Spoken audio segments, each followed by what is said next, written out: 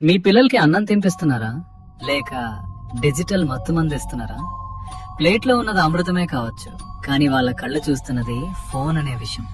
ఆ స్క్రీన్ వెలుగులో వాళ్ళ అన్నం తినడం లేదు మావా, ఒక హిప్నటైజ్ చేయబడిన రోబోలా యాంత్రికంగా నోరు తెరుస్తుంది. సైన్స్ ఏం చెప్తుందో తెలుసా?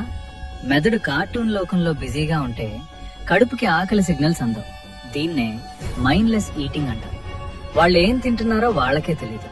దీనివల్ల భవిష్యత్తులో ఒబేసిటీ, డయాబెటిస్ మరియు జీర్ణ సమస్యలు వాళ్ళ శరీరాన్ని తినేస్తాయి.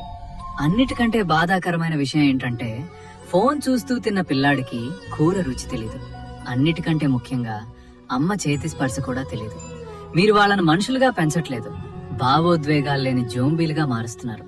ఆ స్క్రీన్ మీ బిడ్డను మీ నుంచి దూరం చేస్తోంది. 2 రోజులు ఏడ్చినా పర్లేదు, కానీ వాళ్ళ భవిష్యత్తును నాశనం చేయకండి. అన్నం తినేటప్పుడు నో గ్యాడ్జెట్స్ రూల్ పెట్టండి. వాళ్లతో మాట్లాడుతూ కథలు చెప్తూ తినిపించండి. ఆ బంధాన్ని కాపాడుకోండి. తల్లిదండ్రులందరికీ ఈ వీడియోని ఇప్పుడే షేర్ చేయండి.